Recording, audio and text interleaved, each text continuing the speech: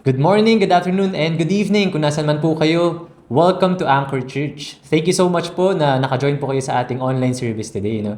So kung napapansin nyo po, medyo iba po ang setup natin today is kasi nasa studio po tayo. Kasi as we speak, nangyayari po ngayon ang ating Anchor Family Fest on-site. So hopefully soon magkaroon din po tayo ng Family Fest online. Although di ko pa po alam kung paano po magiging structure nun, but si Pastor Jeff na po bahala dun. So, since we are still on our series break, today po pag-uusapan po natin yung Psalm 63. And coincidentally, yun din po yung napili ko for our tithes and offering. Ang passage po natin today is Psalm 63 verse 1. Ang sabi po dito ni David, "O God, you are my God. Earnestly I seek you, and my soul thirsts for you." So nung sinulat po ito ni David, he was in the wilderness of Judah, a place of dryness, uncertainty, and lack. And despite his circumstances, his greatest longing was not for comfort or provision, but for God Himself. So napaisip tuloy ako, kung tayo yung nasa sitwasyon ni David, ano kaya yung una nating hihilingin? Siguro, para sa marami sa atin, lalo na sa mga may trabaho o may binubuhay na pamilya, ang madalas nating isipin ay siguro sana tumaas ang sweldo ko, sana makuha ko yung promotion na ginagol ko, sana dumami pang ipon ko, or sana wala nang bigla ang gastos, especially now, bigla po ulit tumaas ang presyo ng gasolina. So, wala naman pong mali sa mga yun. Normal lang po na bilang tao na gusto nating maging financially stable. Pero minsan, hindi natin namamalayan na doon na natin hinahanap ang peace at security natin. Ang problema kasi dito, kahit lumaki ang sweldo, may bago na naman tayong gastos. Kahit maabot natin yung financial goal natin, meron na naman tayo ibang goal na gusto nating ma-attain. Kaya para laging may kulang sa atin, di ba? Pero si David, kahit nasa wilderness siya, sinabi niya sa verse 3 na because your steadfast love is better than life. Sa madaling salita, in other words, ang sinasabi niya dito ay, Lord, kahit kulang ang sitwasyon ko, sapat ka pa rin. At yun din sana yung gusto ko po ipaalala today as we do our tithes and offering. Hindi tayo nagbibigay dahil kailangan ng Diyos ang ating pera. Hindi rin ito bayad para pagpalain tayo. Nagbibigay tayo bilang pagsamba at bilang pagdeklara na, Lord, ang security ko ay wala sa laman ng bangko ko. Kundi, ang security ko ay nasa sa inyo. So every time we give, we remind ourselves that God is our provider, not our salary. He's our source, not our savings. At kung siya naman ang ating source, we can trust Him even when life feels uncertain. So today, as we prepare our tithes and offering, let's ask ourselves this question. Ano ba talaga ang nagbibigay sa akin ng security? Ang pera ba o ang Diyos? So may we give today with grateful and trusting hearts, knowing that the one who satisfies our soul is far greater than anything we can ever provide. So let us pray. Heavenly Father, maraming salamat po sa lahat ng iyong blessings at sa patuloy mong provision sa aming buhay. Patawarin mo kami sa mga pagkakataong mas nagtiwala kami sa aming pera o sariling kakayahan kaysa sa iyo. Tulungan mo kaming laging alalahanin na ikaw ang aming tunay na source at security. As we give our tithes and offering today, Panginoon, may it be an act of worship and trust, knowing that you are always faithful to provide. Bless both the gift and the giver, and may everything we do bring honor and glory to you. In Jesus' mighty name, amen. So, Pastor Jeff? Thank you so much, Ryland. Good afternoon, everyone. Na-mention po ni Ryland, ano? Medyo kakaiba tayo ngayon, okay? Yung ating balik tayo sa, nung nagsisimula tayo, nagbabalik tanaw nga, nakaka-reminisce nga tong studio na to. Again po, we're having, as we speak, we're having this Family Fest, August 1 to 2, para po sa mga on-site members natin. And hopefully, malay nyo, di ba, magka-Family Fest tayo, Global Family Fest, sa online, di ba? Or baka rin naman dali natin dyan kung nasa makayong bansa. So, ako po ay natutuwa lang kasi lumalaki yung ating congregation, online and on-site, and medyo maganda rin yung nagiging relationship, lumalalim po ang relationship ng bawat isa. Maraming sports na magaganap po kasalukuyan ngayon, kaya hopefully, walang malungkot pagka wala nang matatalo kasi lahat may prize, okay? Pero talking about sports or anything na physical activity, naranasan niyo na bang mauhaw ng sobra? Yung tipong kahit yung uhaw na uhaw ka, kahit sa patak lang sana ng tubig, okay na. Pero minsan uhaw na uhaw tayo. So instead na tubig ininom natin, either milk tea or soft drinks, o yung alam mo yung sagugulaman na sobrang tapang yung asukal, di ba? Parang feeling mo uhaw ka pa, mas lalo ka pang ang nauhaw. Ano? Kasi ang hinahanap talaga ng katawan natin, ma-quench yung thirst ng tubig. Kasi may mga tao talagang, alam mo yun, pag nauuhaw, sweetened drinks yung gusto. Kapag pag uminom, uhaw na uhaw, uminom ng sweetened drinks, lalo pag mas naging uhaw. Di ba? Parang problema rin sa buhay. Minsan ang ginagamit nating solusyon ay siya pang lalo nagpalala sa sitwasyon. Gets nyo? Di ba? Malungkot ka. Sample. Nag-online shopping ka. E di pagdating ng credit card bill mo, lalo kang mas naging malungkot. Or minsan na-stress ka, kakain ka ng kain, pagkatapos mong kumain, after 2 weeks, ayan, na-stress ka dahil sa timbang mo, okay? So marami sa atin yung marunong maghanap ng temporary relief, pero hindi na natin alam kung paano makahanap ng lasting satisfaction. We are expert on how to distract ourselves, right? But we do not always know how to satisfy our souls. Kapag pagod tayo, panay cellphone, alam mo yun, pag lonely, nagso-social media tayo, kababrowse mo, nakita mo yung mga biyahe ng mga kababata mo, katropa mo, nasa Japan ngayon, ikaw nasa Gapan, Nueva Ecija, right? So, parang na-insecure tayo, naghahanap ka na naman ng masisisi sa sitwasyon mo sa buhay. Kaya minsan po, kapag may problema tayo, nagpapaka-busy tayo, pero pagkatapos ng lahat ng ating ginawa, after endless scrolling, after endless shopping and working and being busy, bakit parang may kulang pa rin? Bakit parang uhaw pa rin tayo na hindi mawawala-wala? You know why? Because there are thirst na no amount of money can satisfy. There are longing that no relationship with any human being can completely fulfill. There are thirst for success na hindi talaga makuquench ng more success. I was watching this Netflix documentary nila Rafa Nadal and even sila Djokovic, meron ngayon sa Apple TV. Aba, hindi satisfy. They hold all the numbers in terms of Grand Slam sa tennis, and yet, just a little bit more. Si Nadal talagang basag na lang ang tuhod kaya huminto eh. You see, there are thirsts that any form of entertainment cannot remove yung thirst na yon. So again, may mga uhaw po tayo, yung kaluluwa natin, na Diyos lamang ang kayang pumawi. At yan makita natin sa Psalm 63, it was written by David habang siya nasa wilderness. Marami nagsasabi po na ito yung panahon na nagtago siya kay Saul, or may mga scholar din na nagsasabi, ito yung panahon na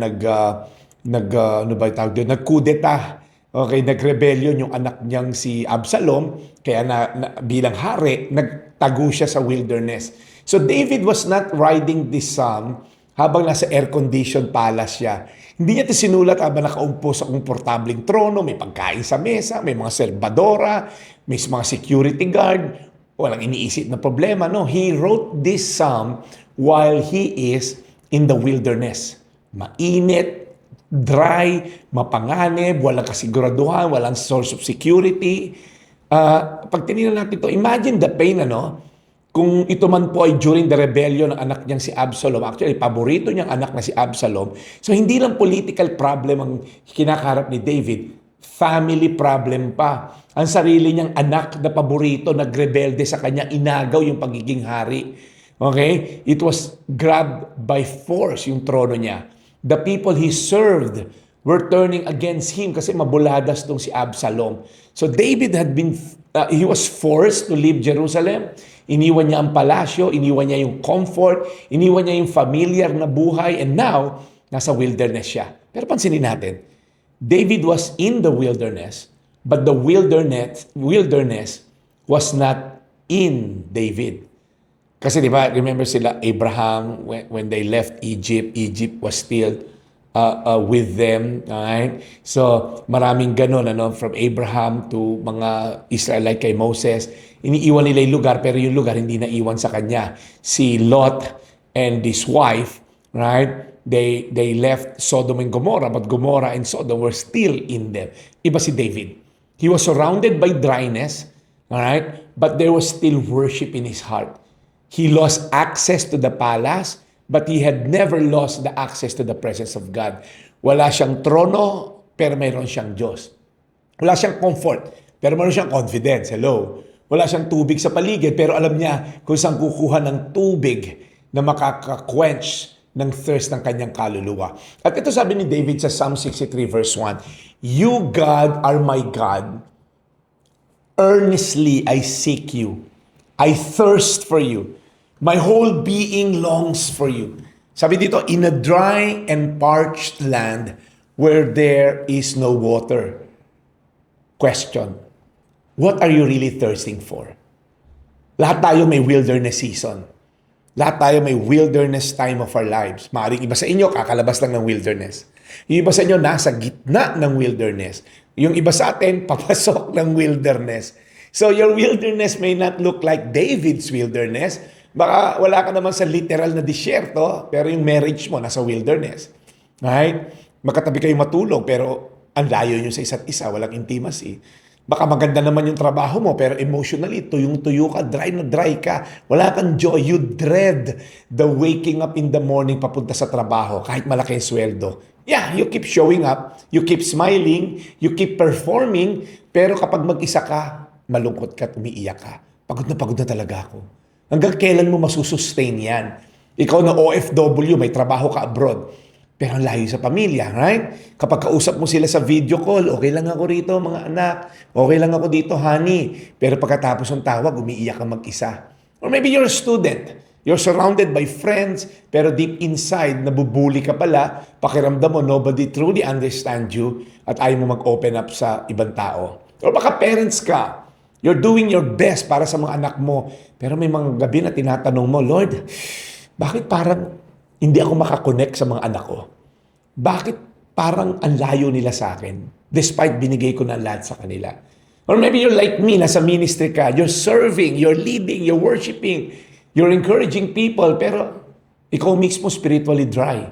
You're pouring everyone, pero pakiramdam mo wala nang natira sa'yo. Ito ang tanong, kapag nasa wilderness ka, saan ka tatakbo? Kapag pagod ka, sino tatakbuhan mo? Pag rejected ka, kaninong approval kailangan mo? Pag natatakot ka, saan ka kakapit? Kapag walang sumasagot sa prayers mo, lalapit ka pa rin ba sa Diyos? O hanap ka na ng ibang pagkukunan ng satisfaction?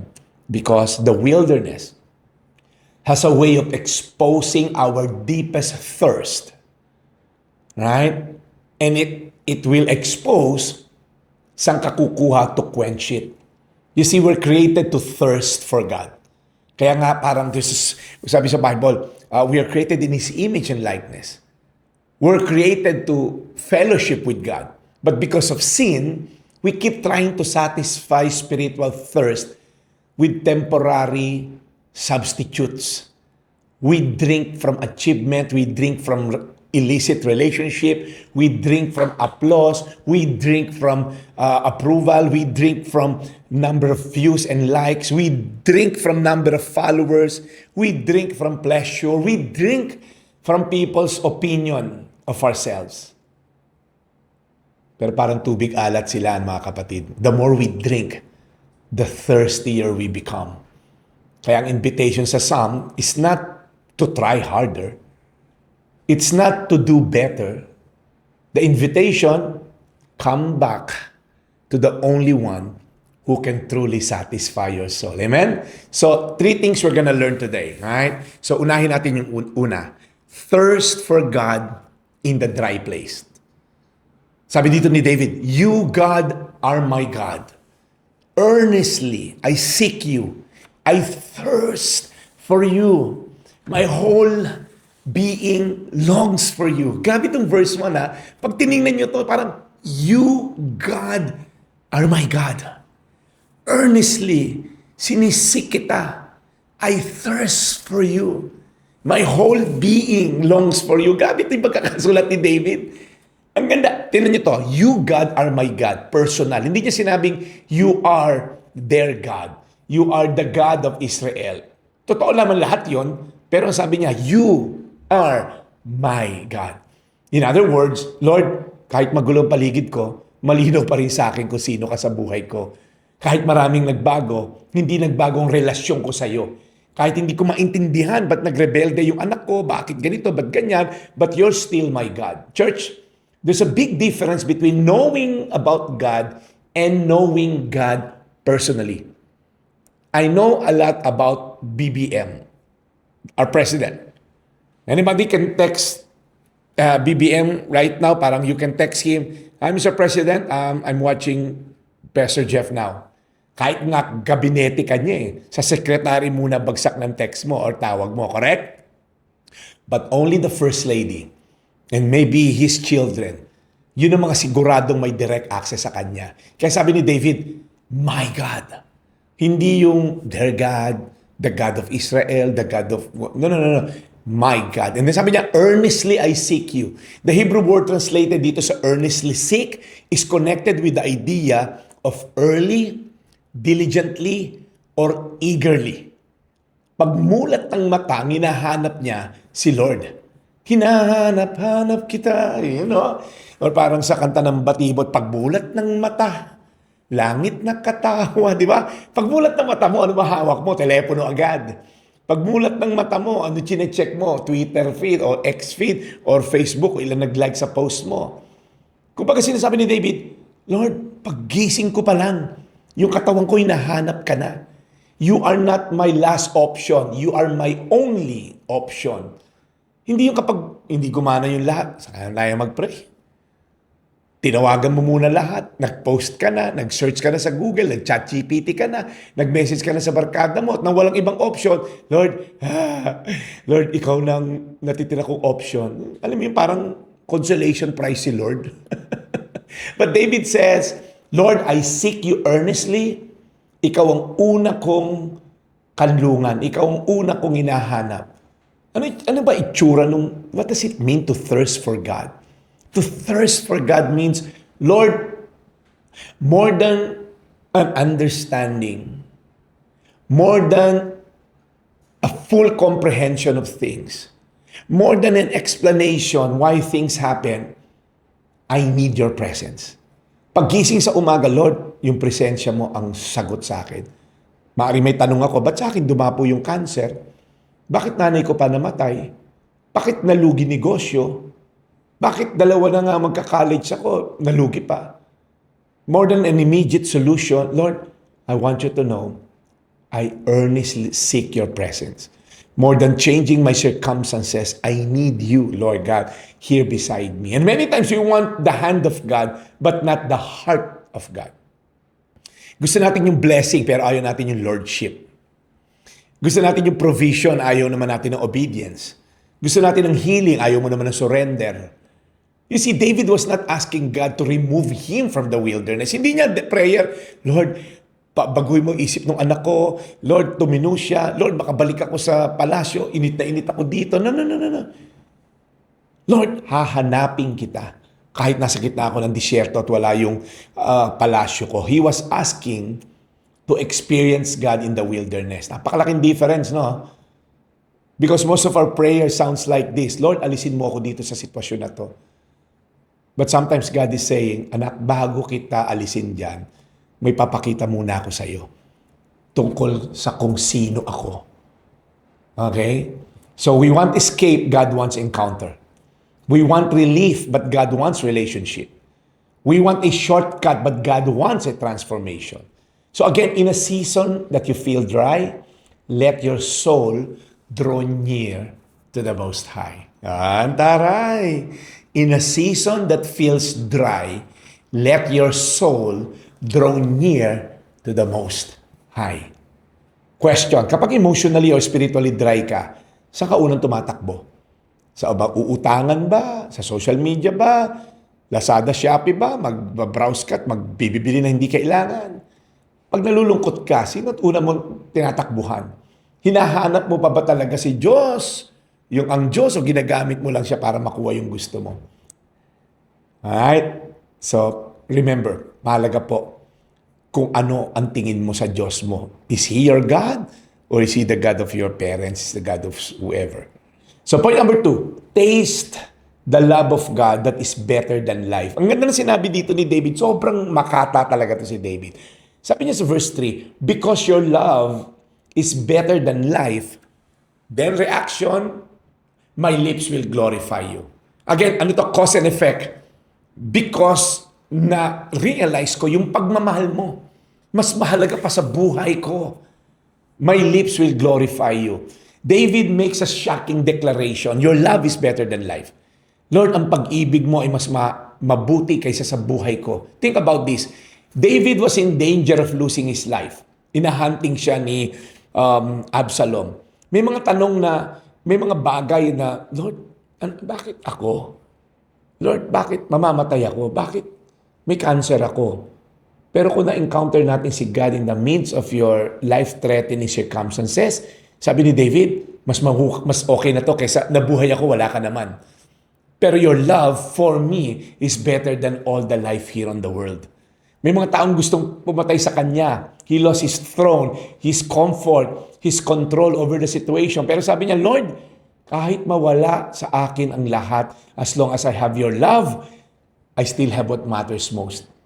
Can we say that? Madali ba natin sabihin, God is good kapag may promotion? Yeah, of course. Kapag gumaling ang sakit, of course, God is good. Kapag may answered prayer, of course. Kapag nagka-boyfriend ka na, of course. Pag nagka-girlfriend, of course. Pag na-approve yung visa, andali, di ba? Yes, God is good. Pero pag hindi gumaling, paano pag na-deny? Paano pagka nawala ng trabaho? Pag di natuloy yung plano? Pag di bumalik yung taong inaasahan mo? Pagkasagot ni Lord, not yet. Or even, no, because I have something better. Is His love still better than life? Sometimes kasi may preconceived idea tayo, this is the life. This is life. This is what I love about life. Sabi ni Jesus, nope. I am the life. I am the way, di ba? The truth and the life. The Hebrew word na ginamit dito is hesed. Your love is better than life. The word translated as love, yun yung word na hesed. Hindi siya shallow na, I love you. Hindi siya temporary love. When you hear the word hesed, there's no, parang hindi siya ma-describe in one English word. Because when you say hesed, it refers to God's steadfast, covenantal, loyal, faithful love. Steadfast love, covenantal love, loyal love, faithful love. Ito yung pagmamahal ng Diyos na hindi nakadepende sa mood niya or sa pagkatao mo. Hindi kita mamahalin, hindi mo kayang i-reciprocate yung love ko. No. I love you, period. Ano sabi sa Bible? When we were still sinners, love died the Lord. When He was hanging on the cross, forgive them. Ayaw mo yun? Hindi naman nagising si Lord na bad mood, na ayoko na. Right? Hindi na. Ayoko na kayong mahalin. Hello, hindi naman natutulog si Lord. Hindi siya kagaya natin na, wag mo muna ang kausapin, wala ako sa mood. No, God's love is steadfast. Kapag okay ka, mahal ka niya. Pag worse ka, mahal ka niya. Pag nagkamali ka, mahal ka pa rin niya. His love will not leave you unchanged. So kapag faithful ka, mahal ka niya. Pag nanghina ka, mahal ka niya. Lahat, mahal niya tayo. His love restores. In fact, sabi sa Bible, it's His love that compels us to repentance. His love keeps pursuing us. Ikaw ngayon na pakiramdam mo, wala na akong pag-asa. Tinakwil ako na magulang ko, tinakwil ako na anak ko, kung sino man nagtakwil sa'yo, si Jesus, di kay tatakwil. Mahal ka ng Diyos. Hindi yun based on performance, it is rooted in His character. Maraming tao nabubuhay na parang kailangan pagtrabahuan yung pagmamahal. Lumaki sa performance-driven parents, kailangan honor ka, kailangan may achievement ka para mahalin ka ng parents, not with God. Mahal ka ng Diyos. Maging sino ka man. Galing naman. Kapag mabait ako, Lord, mamahalin ba ako? Hindi. While we were still sinners, mamahalin tayo ng Diyos. We are not loved because we are lovely. We are loved because God is love. Hello. Okay, God is love. Ano response ni David? Worship. Because God's love was better than life. Ano sabi doon? My lips will glorify you. Pansinin nyo, he worshiped before the wilderness ended. Oy, ang ganda nun. Okay? Take note mo yun. Ate, yung naka-duster na blue, si Nanay Tonang. Alin Tonang, isulat mo yon. He worshipped before the wilderness ended. Hindi siya nag-worship nung, Lord, pag nakabalik na ako sa palasyo, maghahanda ako ng worship night. Pupuriin kita. No. Lord, pag naayos na pamilya ko, sa ako mag-worship? Nope. Pag dumating na yung breakthrough ko, magpapasalamat ako sa worship. No. David worshiped while he was still in the wilderness. Church, mature worship is not only praising God because of what He has done. Mature worship is praising God because of who He is. Ulitin ko, naghigab tong si Junjun. Junjun, makinig ka. Okay, umayos ka ng upo. Nakahilata ka dyan sa sofa. Okay? Mature worship is not only praising God because of what He has done. Mature worship is praising God because of who He is. Kahit nasa wilderness ako, your love is still better than life. And sabi niya sa verses 5 to 6, I will be fully satisfied as with the riches of food. With singing lips, my mouth will praise you. Nakita nyo? On my bed, I remember you. I think of you through the watches of the night. Antindi na to si David. Lamang ka lagi ng isip ko, lamang ka ng bibig ko, lamang ka ng puso ko. Hindi ako makatulog sa gabi kasi naalala ko yung kabutihan mo. Yung the word na satisfied carries the idea being filled, nourished, having enough. Lord, ikaw ang pagkain ng kaluluwa ko. Kaya, tandaan nyo to, kung ikaw ngayon ay naglolong, parang feeling mo, wala si Lord, no, mahal ka niya, ang tanong lang, do you worship Him? Right? Do you worship Him even in the midst of wilderness? Right? So, again, instead of magnifying the problem, He magnified His God. Mga kapatid, kung anong pinapakain natin sa isip natin bago matulog, iyan madalas ang nagdidikta ng peace natin. Bago ka natulog, panayang Chinese, Korean novela mo, telenovela. Pag bago ka matulog, sinundan mo, puro mga impeachment. Kaya hindi ka makatulog. Kung sino ba matanalo? Impeach ba? Sino ba? Kaya yan, laman ng utak mo, puro impeachment. Hindi ko sinasabing wag mong harapin yung problema o wag ka na maging updated sa current events. Pero wag mong hayaan yung problema ang maging huling boses na maririnig ng puso mo bago ka matulog. Let the promises of God have the final word. Every day, i-rehearse mo tong faithfulness ni God. Sabi mo, Lord, maraming salamat. Hindi pa ako okay, pero hindi mo ko iiwan. Di ba? Lord, thank you. Hindi pa okay ang lahat, pero hindi mo ko iiwan. Hindi pa dumarating ang sagot, Lord, pero alam ko yung grace mo for today is enough to sustain me. Lord, hindi ko kontrolado ang bukas, pero hawak mo ang buhay ko. Di ba? Practice worship before the breakthrough. Huwag ka maghintay na yung blessing before you bless the Lord. Praise is not denial of reality. Praise is knowing whatever the outcome, my God is in control. Amen? Tanong, mas mahalaga ba sa akin ang gift ni God o yung blessing ni God kaysa presence ni God? Kaya ko bang sambahin ang Diyos kahit hindi nagbabago ang sitwasyon ko? Naku po, mahirap naman na ito, Pastor. Ano ba yung mga tanong mo na to? O, kaya ba mag-worship kahit nasa stage 3B cancer ka? Kaya pa rin ba mag-worship kahit nagda-dialysis ka, MWF? Kaya pa rin ba mag-worship kung yung misis mo hindi pa umuwi ng bahay nyo? Kaya pa rin ba mag-worship yung anak mo na addict, hindi makalabas-labas sa rehab? Kaya pa rin ba mag-worship kung namatay despite pinagdadasal mo yung anak mo? Kaya pa rin bang sambahin ng Diyos? Hindi lang nagbago, kundi naging worse ang sitwasyon mo. But remember, David worshipped before the wilderness ends. Point number 3 as we end. Trust the hand of God that holds you tight. Sabi dito sa 7 to 8, because you are my help, I sing in the shadow of your wings.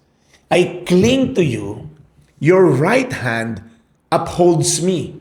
Ang ganda ng verse na to. David did not say, you might help me. No, he said, you are my help. Past experience had given David present confidence. Ulitin ko ha. Past experience had given David present confidence. Naalala niya, Lord, tinulungan mo ko noon. Hindi mo ko pinabayaan ngayon. Hindi mo ko pababayaan ngayon. David had faced lions, bears. He faced Goliath. Hello. He faced King Saul. He faced wars. At bawat season, nakikita niya yung faithfulness ng Diyos. Kaya sa wilderness, hindi niya kailangang hulaan kung faithful ba si Lord. Hello.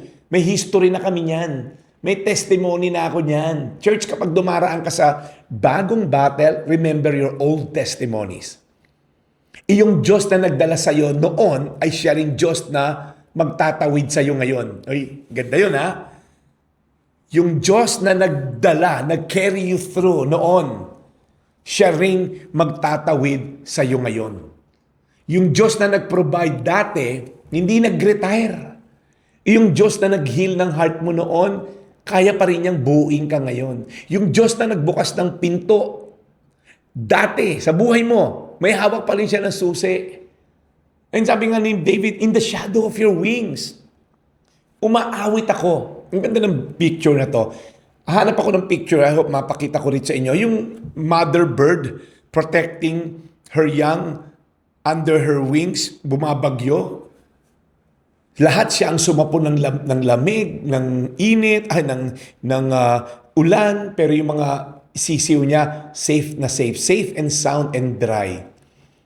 Church, kapag may panganib, kinukup-kup niya tayong mga anak niya. Pag walang panganib, kinukup-kup ka pa rin niya.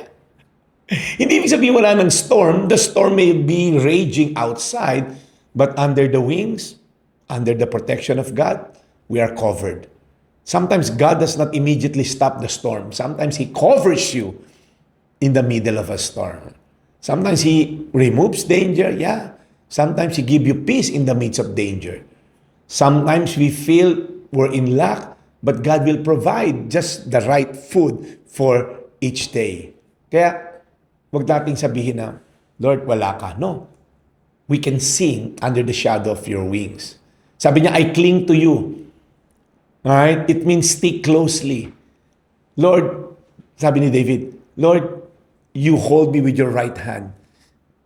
Para siya sabi ni David, Lord, ayaw kitang bitawan. Pero narito magandang balita. The security of David did not ultimately depend on how strong he's holding on to God. Kasi sabi ng next line, your right hand upholds me. David was clinging to God, but God was more of holding David. Para kahit bumitaw siya, hawak pa rin siya ni Lord. Gets? Mas malakas of course yung pagkakahawak ng Diyos kay David kaysa yung pagkakahawak ni David sa Diyos. Kaya ikaw na nakikinig ngayon, kapit lang, yes, pero si Lord hindi ka bibitawan. Ikaw na bumigay na, hawak ka pa rin ni Lord. Ikaw na ayaw na magpatawad, ayaw nang umasa, ayaw nang mangarap, ayaw na makipagbalikan sa asawa, ayaw nang ayusin yung relasyon sa anak, bumigay ka na, you have given up hope. Si God, hawak ka pa rin niya. Anak, hindi pa tayo tapos. It's not the end of the story. It's just a chapter in the book that I'm writing into your life. Stop carrying what God is asking you to surrender. Lord, I surrender. I surrender. Kasi minsan, Lord, I surrender. Pagtas ng prayer, Lord, kunin ka na ulit. Sinurrender ko yan, anak ko, at yung worries ko, kunin ko na ulit. After 5 minutes. Di ba? Lord, sandali, babawiin ko muna. Mag-overthink ulit ako. So, excuse. Surrender is not giving something to God and then checking every 5 minutes. Lord, kaya mo ba talaga? Surrender means, Lord, pinagdasal ko na yan, carry mo na yan. You were never designed to carry the weight of being God. Hello. So, let's wrap this up. David teaches us 3 things in the wilderness. Number 1, thirst for God even in the dry place. Okay? Thirst for God. Kapag tuyot ang paligid, kay Lord ka lalong kumapit. Number 2, taste the love of God. That is better than life. Kapag pag-ibig ng Diyos ang yaman mo, treasure mo, hindi ka kayang ubusin ng anumang kakulangan mo. Kasi, Lord, mawala na lahat, wag lang yung pagmamahal mo. In fact, Lord, basta mahal mo ako, okay na ako.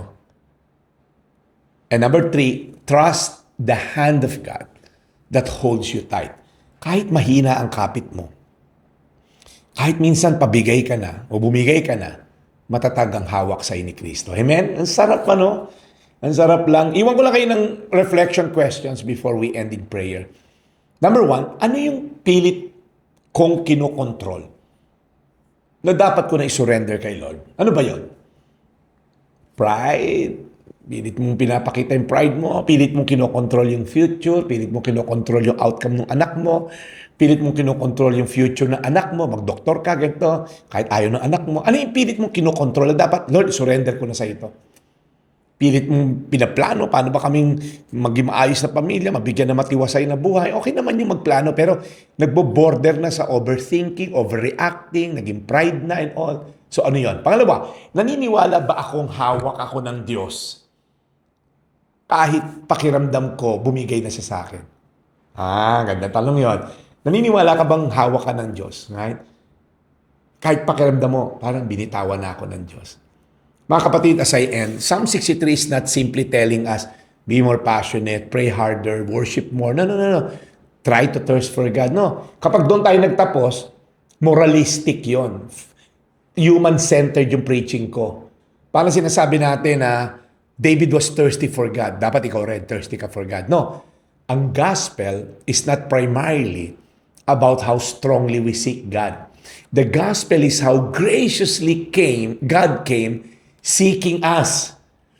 Yes, we earnestly seek Him, but it's just a byproduct of understanding and knowing God has been seeking me.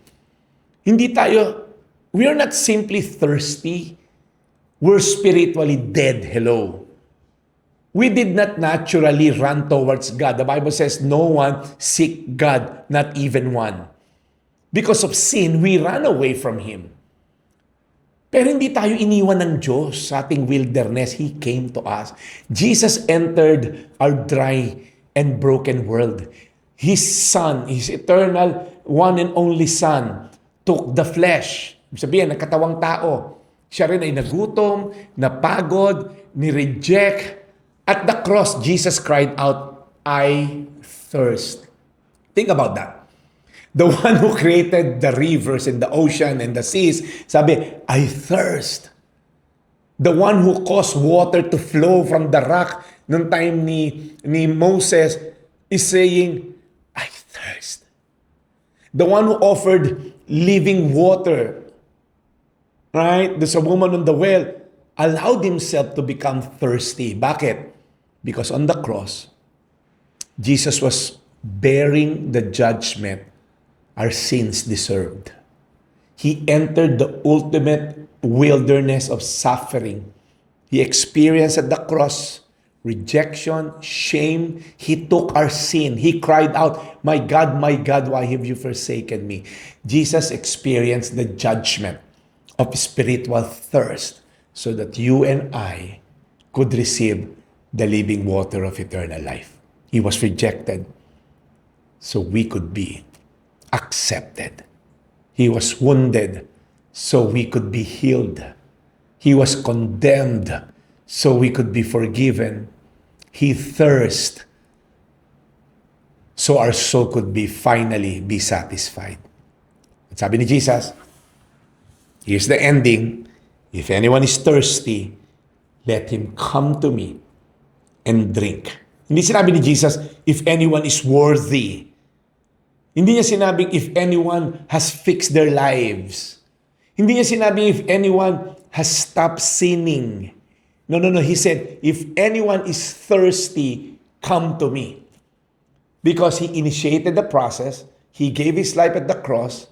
It's His love that will compel you to come to Him. Maybe you're watching today. You're spiritually dry. Pagod ka na.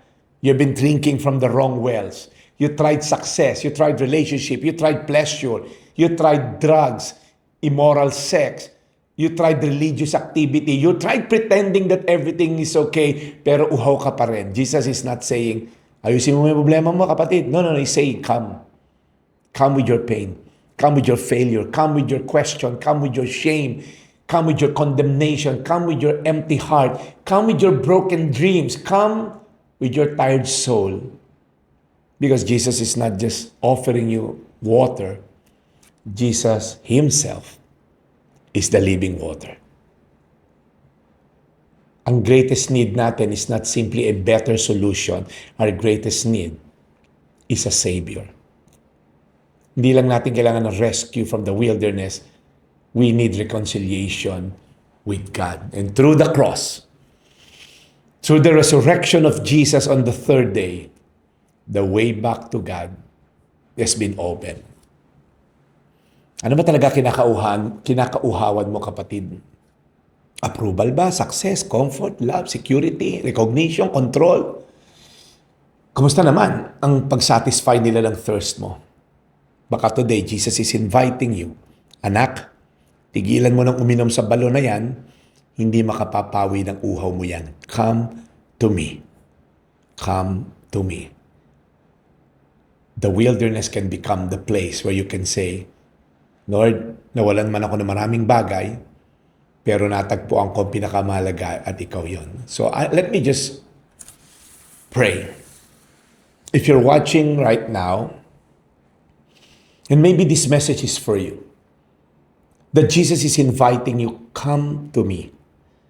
And maybe some of you, Pastor, hindi ko ma-picture yung come to me, come to me. Maybe you have something na ayaw mong isurrender. And Jesus is asking, anak, lay it down before me. And then come to me. Kumbaga, huwag mong salilinin yung problema mo. When you come to Him, He will lighten your load. Alright? So, my yoke is easy, sabi niya. But the first thing first, are you willing to come to Jesus? So, ikaw ngayon na nakikinig, can you type the word Jesus?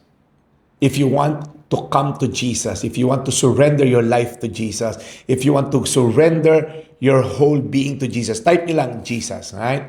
So, I'll wait for your response. Type nyo Jesus, okay?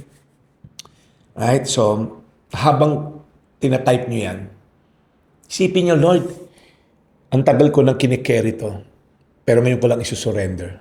The fear, the pride, the anger, the lust, the addiction, the selfishness, the unkindness sa mga tao, the short-temperedness, lagi ako magagalitin, whatever it is.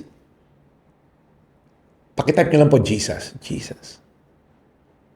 And then let me just pray for you. Lord, we come before you today.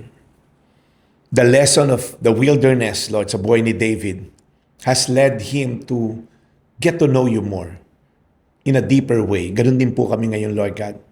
Ano man, Lord, yung humaharang sa amin para makilala ka ng lubos, maaring, Lord, dito sa wilderness, dito ka namin makikilala.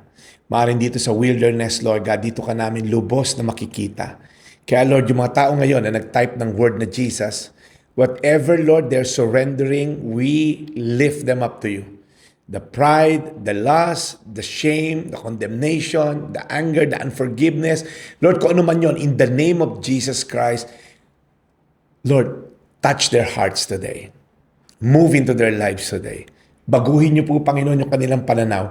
Hindi nila kailangan mag-perform, hindi nila kailangan magpakabait para tanggapin sila ng Diyos Ama. Lord, they just need to come to Jesus. So Lord, today as they surrender, I know, Lord, they're going to experience peace. They're going to experience joy. They're going to experience unconditional love, the Hesed kind of love, the covenantal love, Lord God, the faithful love, Lord. Lord, today we just ask that you bless these people as they surrender what needs to be surrendered to you. We lift them up to you, Lord God. At Lord, sa mga nagsusurrender ng buhay nila, maybe, Lord, they're making a decision now to surrender their lives to you. I pray, Lord God, that you will lead them to a greater understanding kung sino ka talaga, na ikaw ay Diyos na makapagmahal. So, Lord, I pray sa mga taong who's given their lives to you, may they seek you, repent from their sin, and then follow you all the rest of their lives. We thank you, Lord, in Jesus' name. Amen, amen, amen. All right. Woo! God is good. Sarap, sarap mag-worship. Well, next week po, balik tayo dun sa sa online natin at on-site.